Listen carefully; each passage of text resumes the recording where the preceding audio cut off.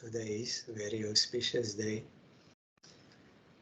According to PM Bakchi Bengali calendar, today in India, Dvadashi and Trayodashi, they are coming on the same solar day. That is why we are today observing both disappearances of Kaliya, Krishnadas and Saranga Thakur. Otherwise, it is one day and another day, but this year it came on same day. Of course, our Gurudev said, every day we have to remember Vaishnavas and pray for their mercy. So there is no any harm, but there is absolute benefit to every day remember Vaishnavas and pray for their grace. And especially we should not forget on their appearances and disappearances. So our Gurudev also wrote biographies. I will read from the book.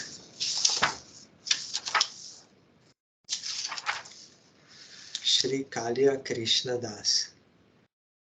Kalach Shri Krishna Dasah sa yo lavangah saka braje. In Braja, Kala Krishna Das was Krishna's cowherd friend named Lavanga. This is from Gaur Ganudesh Deepika. Kaliya Krishna Das was known throughout the three worlds. One can attain Gaura Chandra through remembrance of him. This is from Chaitanya Bhagavat. The Shripad, that is house of Kaliya Krishna Das, is in the town of Akai Hat, within the jurisdiction of Katwa, just off the road that leads to Navadip. It is about 2 miles south of the Katwa train station and 1 mile north of Dain Hat station. Near the Shripad is a pond called Nupural Kund. It is said that the ankle bell of Raghunandan Thakur, the son of Khandavasi Mukunda, fell there.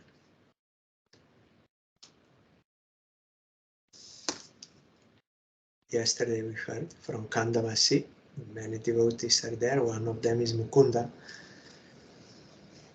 So his son is Raghunandan Thakur, so when he was dancing, his ankle bell fell and landed here. Even today, one can get to see the Shripad's homestead, including bricks and the bank of the pond.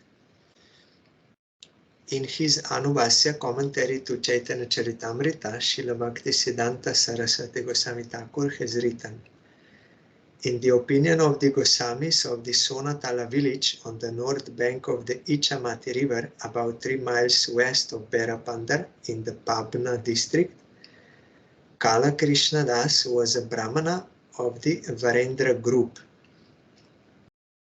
of the Bharadwaj Gotra in the village of Badara. Kala Krishna Das, both names are used, Kaliya Krishna Das or Kala Krishna Das. Kala Krishna Das went to Pabna from Akai Hat to preach the chanting of the holy names. There are still the ruins of the buildings where he built his ashram. Later, members of his family came to live there. Since there were no other Brahmanas of the Varendra group in Akai Hat, he came there to marry. Afterwards, he returned to Akai Hat and also went to Vrindavan.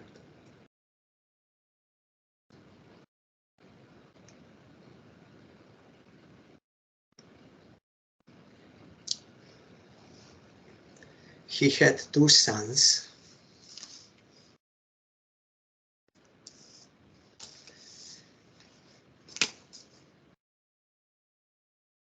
One second. He had 2 sons named Shri Mohandas and Shri Gaurangadas or Vrindavandas. Their descendants still live in the Sonatala village. There they celebrate Kala Krishna Das's disappearance day on the 12th day of the waning moon in the month of Agrahayan. The deity which he worshipped was named Kala Chand. Kala, that is Krishna, like black moon.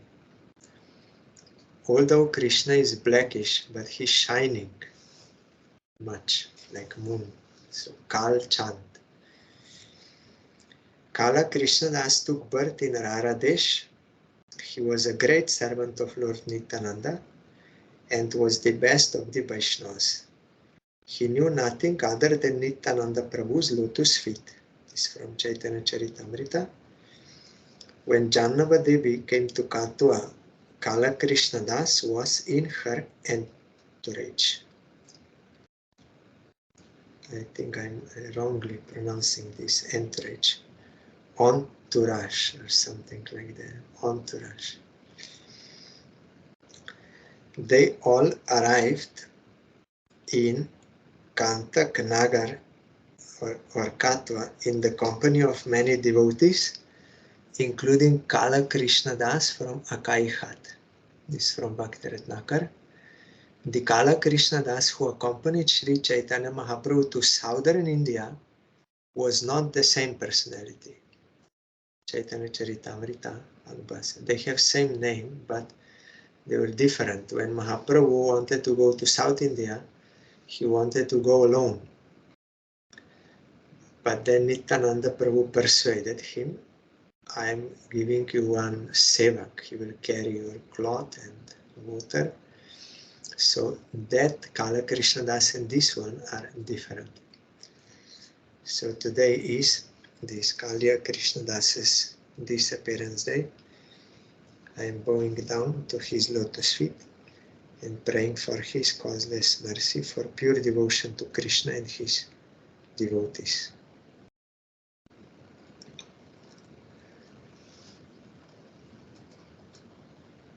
One second.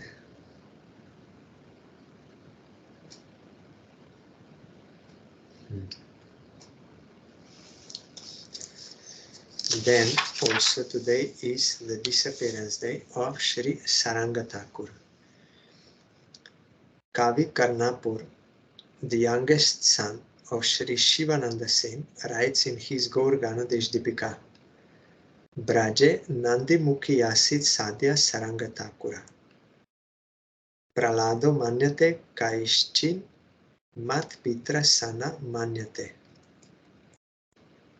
Vraja's Nandi Mukhi became Saranga Thakur in Gaur Lila. Some people say that he is Prahlad, but that is not the opinion held by my father. Sri Saranga Thakur is mentioned in the listing of branches of the Chaitanya trunk of the tree of devotional service along with Ram Das, Kavi Datta, Gopal Das and Bhagavat Acharya in Chaitanya Charitamrita. He is also known as Saranga Thakur, Sarangadhar and Sarangapani, all these names. He used to live in Modadrundip, which is the island in Navadip that represents of the 9 types of devotional service, the service attitude, Dasyam. The name of the town is Mamgachi. He would sit in a secluded place by the banks of the Ganges to perform intense bhajan. Through these practices, he obtained many miraculous powers. We go there during Navadip Parikrama, Mamgachi, where also Vrindavan Das Thakur's birthplace is there. So just before that, on the left side, you have to go little up, some little, not steps, but little you go up. There you come to his place, and also his deities are there. Saranga Thakur. At first, Saranga Thakur did not want to make any disciples for fear of disturbances to his bhajan. but Mahaprabhu repeatedly encouraged him to do so. The following account is given in the Gauriya Vaishnava Vidhan. Like, for example, Lokanath Goswami or Gaurkishore Das Babaji, I will not take disciple because then I will have to think about his welfare. I will have to think, my bhajan will be diverted. But ultimately they accepted because it was the desire of Krishna. Because not all will get such service.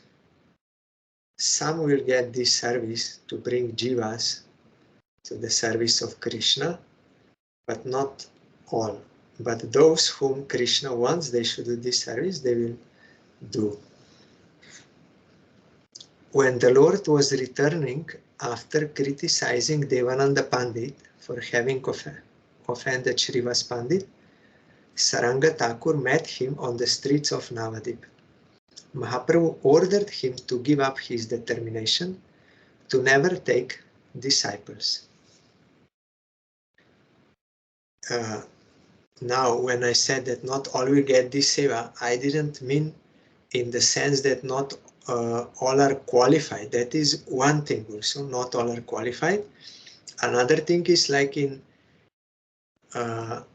they may be qualified, means they are pure devotees.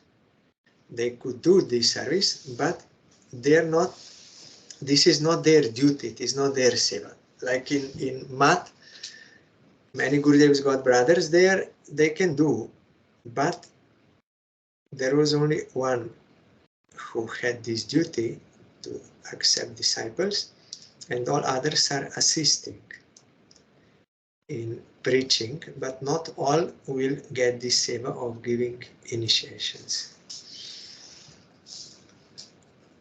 Srila Bhaktisiddhanta Saraswati Goswami Prabhupada writes in his Anubhasa in Chaitanya Charitamrita, having been ordered by Mahaprabhu to take disciples, Saranga Thakur decided that he would make a disciple of the first person that he met the following morning.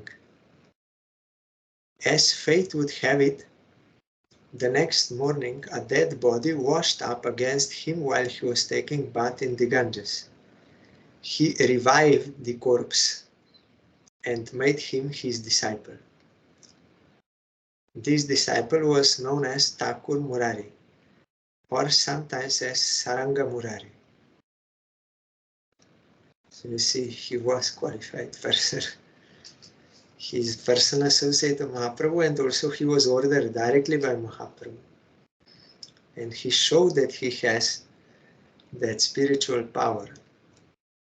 That body was there, but he revived him, means that Jiva entered again, and he made him his disciple. He made him devotee of Krishna. Our Parangurudev explained that real Guru never thinks in false ego that I am Guru. I am owner, I am controller, I am of disciples, I am enjoyer of disciples. No. They, because Krishna loves all jivas and does not want to see them suffering in this world, being averse to him. So if someone tries to bring those jivas to the service of Krishna, then Krishna will be satisfied. So for this reason they are doing it, out of compassion for jivas, not for any other ulterior motive. It is one kind of seva. And for this seva, you also have to be qualified as well as authorized by Krishna or your Guru. Then it will be service. Otherwise, it may be something else for some other ulterior motives. Guru never claims that these are my property. No, he sees they are all Krishna's jivas, and only I have to try to engage them in the service of Krishna. Like one son of a king, he got lost in the forest, could not find his way back. So he was forced to pick berries and fruits and roots in the forest to eat. And in the village, when he was there, he had to beg because no other way. Although he's a son of a king, but he lost that relation. So another minister, he was in that village passing, then he saw him and he said, "Oh, you are a son of a king. You come with me. Why you are here begging and undergoing so much trouble? You come with me." Then he brings that lost son to the king. So king will be very happy to get his son back, and son will be benefited, and minister, that is his service, he will get benefit because king will be happy with him. So like that, bona fide guru does this. He brings lost jivas to Krishna's service to satisfy Krishna out of compassion for that jiva to benefit him. That is his service. He will be benefited by that service.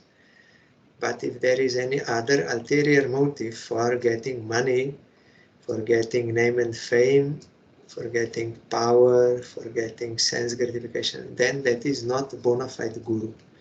And there will be no connection with Krishna consciousness there. So he made first disciple, dead body, he revived him, called that Jiva, and made him disciple. In the Gauriya Vaishnava Abhidhan, that is the encyclopedia of Gauriya Vaishnavism, it is further said that Murari was a boy who had been killed by a snake bite, and his parents had set his uncremated body afloat on a raft in the Ganges, as was the custom in that time. Saranga Thakur revived him by giving initiation to him. Thus his name became Saranga Murari. He became an empowered preacher of Mahaprabhu's Dharma by Guru's grace. See, even he became a big preacher. Descendants of Saranga Murari's disciples still live in a village named Shah. Saranga Thakur's deities were served in the town of Mamgachi. The original temple was built in front of a bakul tree. The deities of Radha Gopinath worshipped by him can be seen in this temple, as can the deity of Mahaprabhu's associate Vasudev Datta Thakur, Sri Madan Gopal. This we go to see during Navadip Dham Parikrama.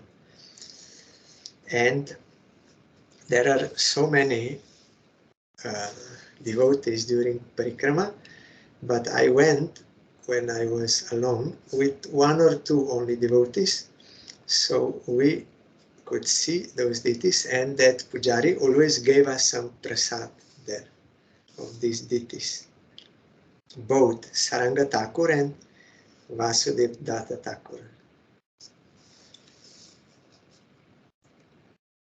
The devotees who do parikrama of Navadip Dham visit this temple for darshan.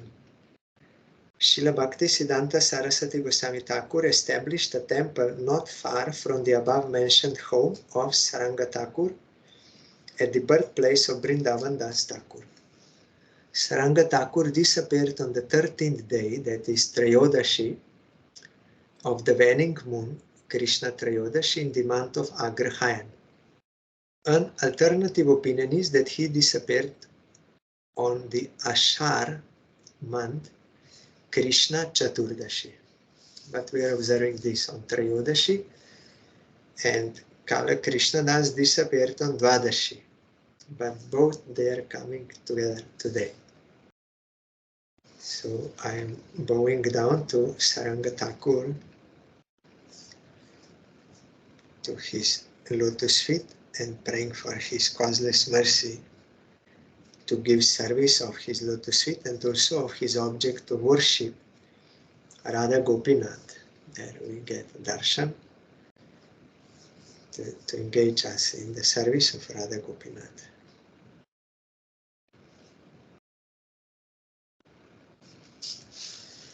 Yesterday we observed Disappearance Day of Narahari Sarkar Thakur, prominent personal associate of Chaitanya Mahaprabhu. He's mentioned in Arati song we are singing, Narahari Adi Kori Chamaradulai, Sanjaya Mukunda Basu Ghosh Adi Gai. That Narahari, yesterday we heard about him, and then I remember that I also saw his book, that Krishna Bhajanamrita. Yesterday I read the first one argument or objection or confusion about Vaishnavas being on different level, and though all are chanting Harinam, but they are not all equally powerful, spiritually powerful, because according to the degree of their surrender that will be there, and we have to also behave appropriately according to their status. And some may not even know the power of Vaishnavas, so Kanishtas, they will not know how to properly behave. So that we heard yesterday, and today I will read the second, because only this part is given here. Otherwise this is long book and different confusions, arguments like this are given.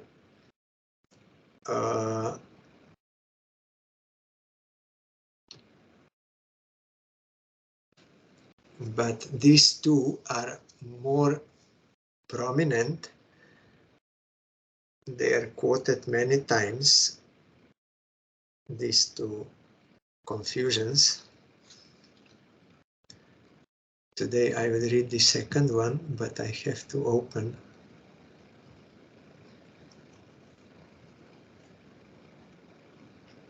This is translation of the original Sanskrit verse by Narahari Sarkar Thakur, and with Aswada Vistarini commentary by Srila Bhaktivinoda Thakur.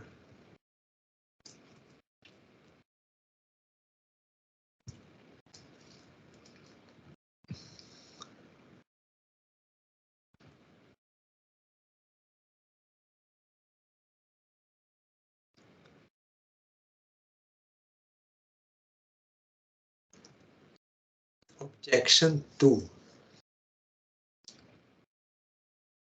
There is long Sanskrit, so only I will read the translation. All pure Vaishnavas are gurus. This is because they all impart potency to the hearts of other jivas through their instructions. Guru means teacher or superior, or one who removes darkness and bestows knowledge. So that is why all Vaishnavas are guru. They give this potency.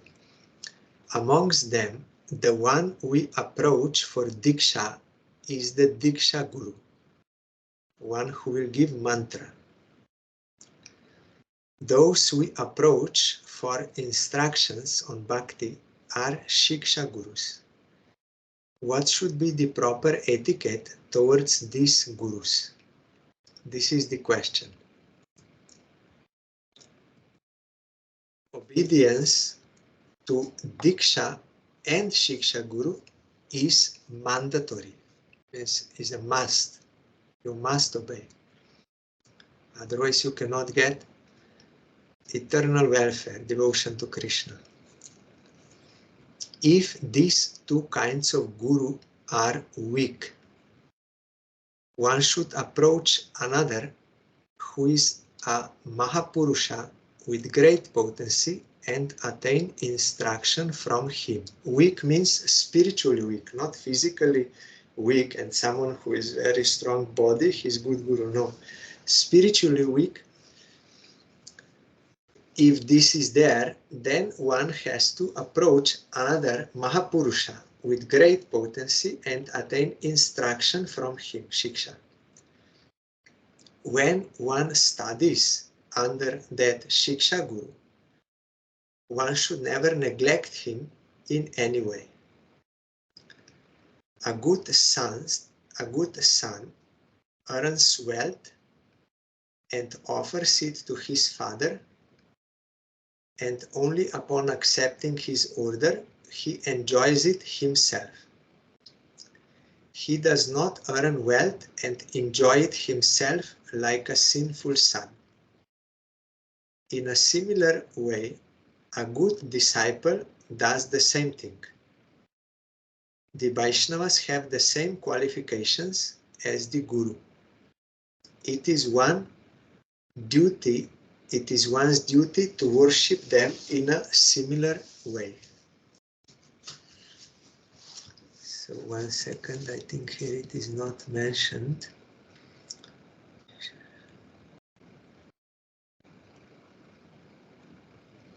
Yes, it is missed here. The point is also it is given in Jaiva Dharma by Srila Bhaktivinoda Thakur. You will find in chapter maybe 24 or some, I don't know, but there it is written, if one's Diksha Guru does not have so much knowledge, he has meager knowledge, one can, with his permission, go to another Shiksha Guru who is more knowledgeable, more powerful, and take instruction from him. So what here Narahari Sarkar Thakur wants to say, when one studies under that Shiksha Guru, one should never neglect him, means one's own Guru, that Diksha Guru, in any way. And then he says, a good son earns wealth and offers it to his father, and only upon accepting his order he enjoys it himself. He does not earn wealth and enjoy it himself like a sinful son. In a similar way, a good disciple does the same thing. Still, it is the essential duty to serve Sri Guru with body, mind and words. If at a particular time the gurus of one's Guru notice him performing some erroneous activities and shun him, then it is acceptable to take the side of the superior gurus. The father should always be respected as Guru. Similarly, his brother, whether he is younger or older, is more affectionate than the father. That is uncle. Of course, the father is one's relative. Still, the father's father and the Guru of one's Guru are worthy of double the worship. So what here Narahari Sarkar Thakur is explaining, for example, like our Gurudev, we did not see Parang Gurudev, because after his disappearance our Gurudev became Guru, but that is not always the case. Sometimes during the lifetime of Guru, his disciples will also be Gurus. But what we could experience is, like Srila Bhakti Pramod Puri Gosai Maharaj was still living during the time of our Gurudev. So if Bhakti Pramod Puri Gosai Maharaj chastises like our Gurudev, you did this wrong, or Srila Bhakti Rakakshidhar Dev Goswami, then one can take the side of that superior Guru, but still, yes, because they are double the worship. But one should not neglect his father. If his like grandfather, if chastises my father, then I can accept that chastisement of grandfather, but I should not neglect father. That is rarely happening, but if it does, then here Narahari Sarkar Thakur is telling this. And also his brothers, younger or older, also we have to respect, means God brothers. Of course, the father is one's relative, means directly, biologically, we are connected to our father, not to uncles, biologically. In the same way, we got initiation from Guru. So we are directly related to him, and he took our responsibility. So also it is said that if some other God brothers or other Vaishnavas, they will give some instructions to us, that may be good instruction. It is good, it's not wrong. But if it is not what our Gurudev wants from us to do, then we have to follow our Gurudev, because he directly took responsibility for us and we are directly related to him. So always we have to obey our Gurudev. For example, there are many different styles of preaching, approach, or even to practices in Gauriya Vaishnavism, and they may all be correct. But for me personally, I have to follow those instructions which Gurudev gave to me. I can give due respect to other approaches, other styles, other all this, but practically following my Guru. Only if my Guru tells me to follow that person, then it will be okay. But independently, I should not do something which is not permitted by my Gurudev. That also we experienced, that certain approaches should not do which others are doing, and that is their thing. But our Gurudev did not allow us, his disciple, to do those things. Not because those things were wrong, but they are not meant for us to practice in such a way. This brief method is well known amongst people. If they, means the brothers of Guru or superior Gurus, unjustly condemn the Guru during this process, then one should take shelter of the father or the Guru. So for example, sometimes God brothers may fight with Guru unjustly. That time I have to follow Gurudev. Or even if some superior will do something unjustly to Guru, then I have to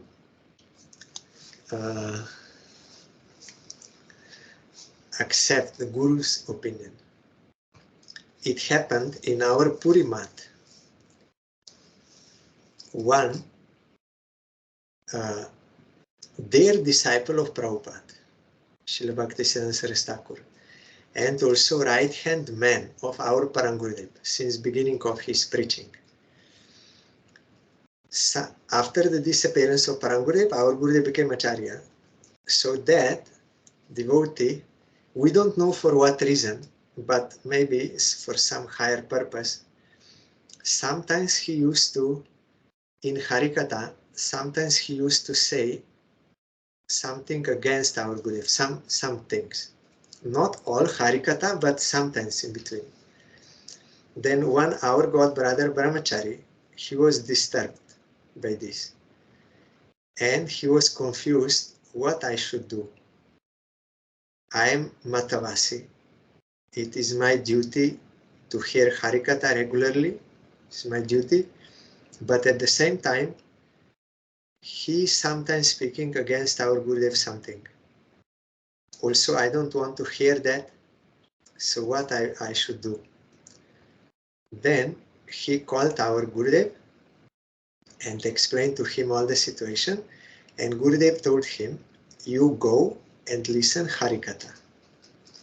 And when that particular topic will start, at that time you bow down and you come out saying, I have some other seva to do. So in this way it was adjusted. So it can happen also by the will of Krishna. Such can happen. So in that case you have to follow your Gurudev, because that is unjust. But if it is just, then you have to obey that superior Guru. Like for example, it didn't happen, but we could just, for the sake of example, we could think, our Gurudev approached Bhakti Pramod Puri Gosai Maharaj that they are pressing me to go outside. So what do you think? And our Gurudev was thinking he will say no. But on the contrary, Puri Gosai Maharaj said, yes, you have to go. It is your duty. Still Gurudev did not go. And then again next year he asked him, and again like this, and gave him letter finally, and also said you should go. So in this case, like Gurudev not wanting to go, but superior Guru telling to go, then in that case we have to follow that superior Guru. But of course Gurudev accepted that order. Why he was thinking or not immediately going? Because to show us, to teach by example, that it is not a joke. Because people, they want to go Western preaching for some ulterior desires, either for sightseeing or to become famous. I was in foreign tour, because in India, if someone came back from foreign tour, he is great. So some, they have this desire. Then some think, I will rescue the fallen souls. So all these things Gurudev used to refute. He said, how I can have such vanity? I can rescue other souls. I myself did not rescue myself. How I can rescue others? Also, how I can spend so much money? I'm not interested in sightseeing. Also, there is so much opulence and so many attractions like this. What if I will lose my bhajan? So all these things Gurudev was telling, hesitations, in order to give us teaching and those who were pressing him, that this is not a joke and it should not be for other ulterior desires. But Gurudev then accepted, it is the desire of Chaitanya Mahaprabhu to spread his teaching. They may accept or not, but it is our duty to tell to everyone. So, for this reason.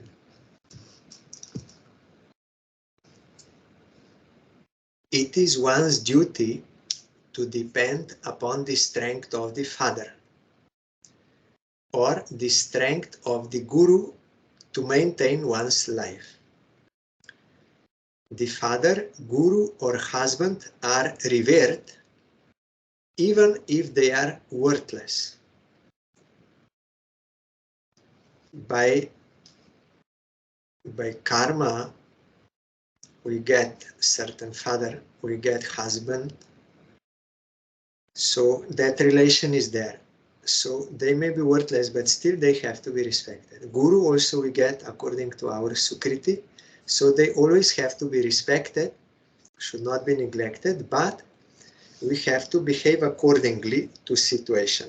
If he's weak, and if there are superiors, if there are god brothers, younger or older, all this. It is possible to respectfully disagree with other great persons. Respectfully disagree. You disagree, but you don't disrespect. Moreover, who can maintain their life upon hearing blasphemy of one's father? No one is willing to or happy to hear that. Therefore, everyone should understand everything from the instructions of their guru or through one's own wisdom, that is from Chaitya Guru. That is the best principle. In this way, the Guru will consider you as a servant. This is the highest dharma. So always Guru should be respected, even if he is of meager knowledge or little spiritual strength. He should be respected and behaved accordingly with other Shiksha Gurus. You can go and hear and bring that wealth to your father. What you learned, what you heard, you have to bring, and then from him you will get it. Or if unjustly, then you have to disagree with that. If justly, you accept, but for example, one devotee went to Vrindavan. At first he was staying in our mat, but did not take initiation because he had different conception how Guru should behave or look like. So he could not accept from our Parangurudev.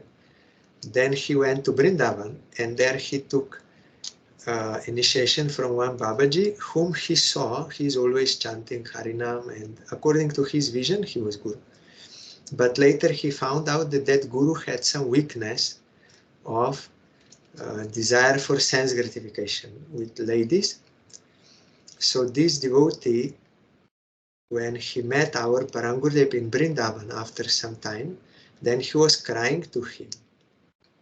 He said, I made a mistake. I could not recognize you. I had this idea, now I came here, and now I noticed this in my Guru, so now I want to take your shelter, I want to take reinitiation. Then Parangurudev said, no. Your Gurudev is a Vaishnava. He has some weakness of anarthas. You should not leave him. But I bless you. You should do sincerely bhajan. Harinam, chanting, all this, you do bhajan. And by your sincere bhajan, even your Guru will improve. But Parangurudev did not instruct him to leave his Guru, because if Guru Nishta is lost, or that everything is lost. If that connection with Guru is lost, everything is lost. So he told him, in that case, when Guru is still practicing, but if totally, like now, this will come, this point here. So one can take Shiksha Guru, but should not neglect or misbehave his own Guru, but should try to help him by his own bhajan or bringing the instruction of superior Shiksha Guru like this. However, if the Guru gives absurd instructions or misbehaves, then the Guru must be rectified with good advice in private place, not in front of others. If he becomes purified by that, then he should not be rejected. Not knowing which activity is proper or improper, if the Guru involves himself in dishonest activities or accepts the wrong path, then a similar kind of rectification should be prescribed. This kind of action is beneficial for both the guru and the disciple. So in private, not in front. I saw a few times some devotees of some organization, they came to our Gurudev and they complained to our Gurudev, our Guru is doing this and that and all. Then Guru said, don't speak about this any place. Don't do that. It will be wrong. You will commit offense and you will be harmed by that. In private, you can explain or show in Shastra or like this, then they will rectify. But don't speak. I can give you help as a shiksha, but not reinitiation because they are still practicing. Maybe some weakness, but should not reject him, should not neglect. And in this way, you do bhajan. Also, our Gurudev explained, you do bhajan, your Gurudev will also improve if you will do sincerely bhajan. But not speaking. Once it happened in Moscow, our Gurudev was there. So one stood up in Harikatha, maybe at the end when question answer, then he started to speak about the faults of his Guru and with wrong attitude. Then Gurudev told him, I can see that your past was not so good,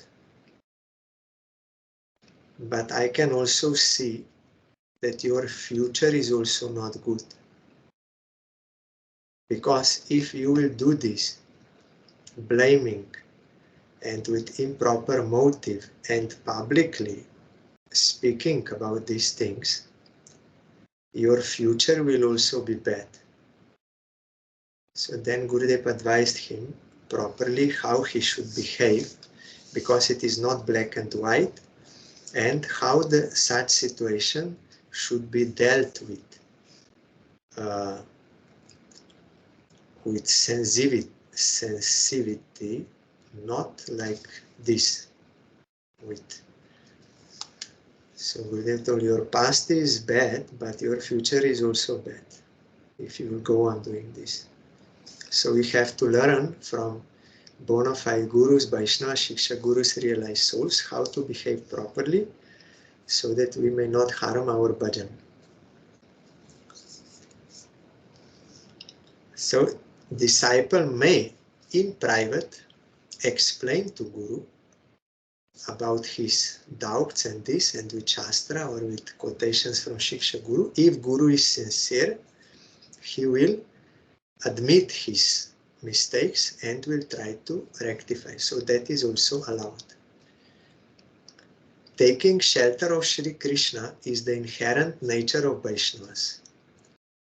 The Mula mantra of Krishna, singing about the qualities of Krishna, describing Krishna's fame, and narrating Krishna's beautiful pastimes are the very life of a Vaishnava. That is why everyone should be guided by listening to the words of the Guru and using one's intelligence. This is the gradual progression of sadhana. Only one small paragraph is here. I want to conclude this. In this way, wherever the Guru becomes a follower of opposing philosophies or becomes antagonistic, forgetting that the Jiva is an eternal servant of Krishna, following the evil philosophy of Mayavada or materialistic Smartavad, or does not accept the blissful, praiseworthy pastimes of Krishna and proudly abuses Krishna, then that guru must certainly be rejected. Bhaktivinoda Thakur also wrote in Harinam Chintamani, sometimes it may happen for Madhyamadikari Guru that due to some Vaishnava aparat, this thing can happen. Not for Uttamadikari doing pastime of Madhyam, but for Madhyam it may happen. So first he was okay, but later on he became degraded due to Vaishnava aparat or Nama aparat. So in that case, if this is there, then one has to reject such a guru. Here further, Narahari Sarkar Thakur says, one should not be concerned with how can I reject the guru, because he is not proper guru. So you have to reject such a guru. Greed for attaining Krishna Bhakti and obtaining Krishna requires the shelter of a guru's feet. Yet, when one observes all good qualities in a guru and takes shelter at his feet, but later, due to bad association, many asurika, that is demoniac inclinations, arise within that guru, then what is to be done? Leaving that asurika guru, one must worship another guru who has bhakti for Shri Krishna. Gradually, by the potency of a guru who is a true devotee, the material energy stemming from the asurika's guru's anger will be destroyed. So, one guru, he became degraded, so now you reject him, then he will become angry. So how to be protected or how to not be influenced by that? By accepting another guru who is a true devotee. By the power of that guru, you will be protected from that anger or curse or anything like that. That guru's anger will be destroyed. This consideration is hidden within the bhajan of the divine Vaishnavas. During the advent of Sri Krishna Chaitanya, there were many similar conclusions concerning defining a guru. Also, Jiva Goswami wrote there, and it is in Shastra, I think maybe in Padma Purana or some Abhiliptasya. No, it is in Mahabharata, I think. In which case one should not reject guru, in which case one has to reject guru and accept another one and all this. So this is all the time happening. So we have to know, by the grace of Chaitanya Mahaprabhu and his associates, how to properly behave in different circumstances with Vaishnavas. We heard yesterday different grades of Vaishnavas, and also different grades of gurus, how to properly behave. If one is sincere, then he will get that guidance and Krishna's mercy. For example, someone was sincere and he got a guru by the grace of Krishna who was at that time good. But later that guru degraded, so it is not the fault of disciple. So Krishna will make another arrangement for that sincere disciple for his progress. So the main point is our own sincerity for eternal welfare. That will protect us always, as Krishna assures in Bhagavad Gita, Nahi kalyan krit kaschit durgatim tatta gacchati. One who is sincere for eternal welfare, really he wants service of Krishna, he will never be deceived. He will never be degraded, he will never go astray. Because Krishna inside his heart, he is arranging everything for his progress. So tomorrow we will continue Upadeshamrita.